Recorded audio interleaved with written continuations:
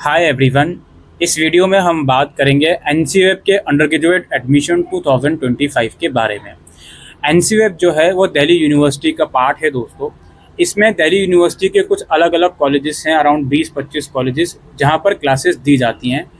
ये जो क्लासेस हैं, ये जो एडमिशन है, ये सिर्फ उन वुमेन कैंडिडेट के लिए हैं जो दिल्ली की रेजिडेंस हैं, जिनके पास दिल्ली का एड्रेस प्रूफ है। सिर्फ वही वुमेन कैंडिडेट इस एनसीवेब डिपार्टमेंट में एडमिशन ले सकती हैं। इसमें जैसे कि मैंने कहा 20 से 25 कॉलेजेस हैं। कुछ कॉलेजेस में क्लासेस सैटरडेज में लगती हैं, कुछ कॉलेजेस में क्लासेस संडेज में लगती हैं। इस एनसीवेब में बीए प्रोग्राम और बीकॉम प्रोग्राम ये दोनों कोर्सेज ऑफर करे जाते हैं। इसके अलावा कोई तीसरा चौथा प्रोग्राम नहीं है। इसमें अगर मैं बात करूं सीट्स की, तो देखो ऑन एन एवरेज देखा जाए 2,500-3 हज़ार पर प्रोग्राम में इसमें सीट्स रखी जाती हैं।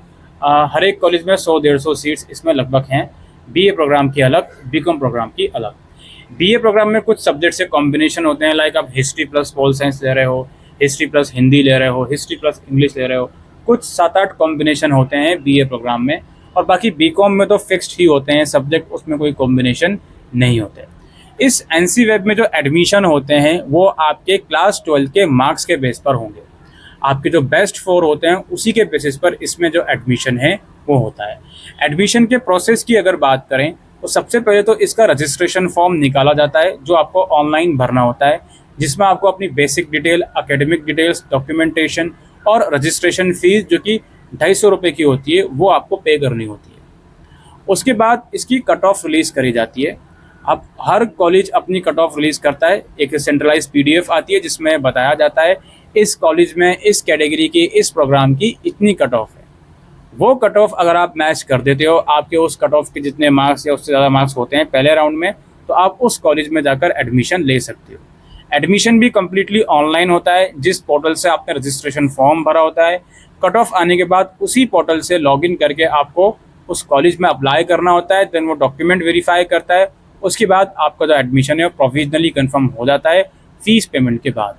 फीस की जब तक बात है, एनसीवेब में बीए प्रोग्राम या बीकॉम प्रोग्राम की 1 साल की फ़ीस 7,500 से 8,000 रुपये होगी। ये मैं एग्जामिनेशन फ़ीस भी इंक्लूड करके बता रहा हूँ। एनसीवेब में अटेंडेंस मैंडेटरी होती है दोस्तों। सैटरडे और संडे में क्लासेस होती हैं, depend on teaching centre.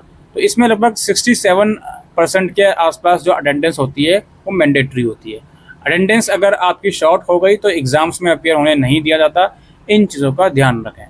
SOL के कंपैरिजन में एनसीवेब को तरजीह इसलिए भी दी जाती है क्योंकि यहाँ पर अटेंडेंस मैंडेटरी होती है। यहाँ क्लासेस हर हाल में लगती हैं हर वीक में, इसलिए थोड़ा सा प्रेफर एनसीवेब को बच्चे देते हैं जो वुमेन कैंडिडेट हैं।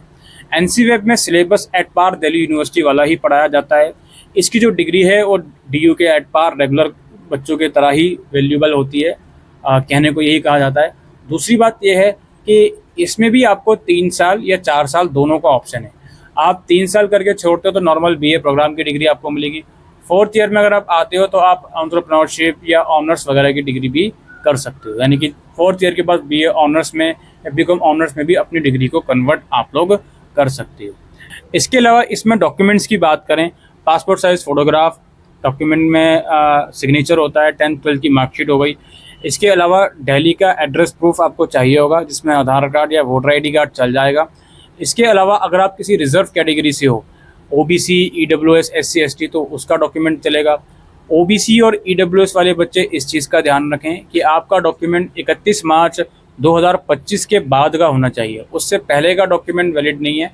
31 मार्च 2025 के बाद का ही डॉक्यूमेंट चलेगा इन केस आप OBC या EWS से बिलोंग करते हो। बाकी SC ST का पुराना भी चल जाएगा। डिसेबल कैंडिडेट हो आप तो उसका सर्टिफिकेट लगेगा। ठीक है, ये कैटेगरी वाइज के हिसाब से कट ऑफ भी थोड़े कम रहती है अगर हम इसमें बात करें तो। ठीक है, यहाँ पे बीकॉम प्रोग्राम में जो एडमिशन होते हैं वो भी बेस्ट 4 के थ्रू हो रहे हैं +2 के मार्क्स में, और बीए प्रोग्राम में भी। बीए प्रोग्राम में कोई भी स्ट्रीम से आप एडमिशन ले रहे हो, आपकी कट ऑफ में कोई डिडक्शन नहीं होता। बीकॉम प्रोग्राम में डिडक्शन होता है। बीकॉम प्रोग्राम में जनरली वो लोग बोलते हैं कॉमर्स के सब्जेक्ट ही होने चाहिए +2 में। अगर कॉमर्स के सब्जेक्ट नहीं है, कोई भी आप दूसरा सब्जेक्ट लेते हो अपार्ट फ्रॉम इंग्लिश लैंग्वेज और हिंदी लैंग्वेज, तो आपके बेस्ट 4 में डिडक्शन होता है। अगर आप किसी और स्ट्रीम से हो, साइंस या आर्ट से, आपके 85 बन रहे हैं बेस्ट 4 में, लेकिन चूंकि आप कॉमर्स से नहीं हो तो वो 85 में से आपके मार्क्स कम होते जाएंगे। ये चीज़ भी आपको ध्यान में रखनी है। लेकिन बीए प्रोग्राम में ऐसा केस नहीं है, हर एक स्ट्रीम का बच्चा बीए प्रोग्राम के लिए एलिजिबल होता है। कुछ एडिशनल सब्जेक्ट भी इवन आप बीए प्रोग्राम में एडमिशन के टाइम ऐड कर सकते हो विदाउट एनी डिडक्शन। तो जब एडमिशन का प्रोस्पेक्टस आएगा उसके बाद की बात है वो, उसके बाद हम उसके बारे में बात करेंगे।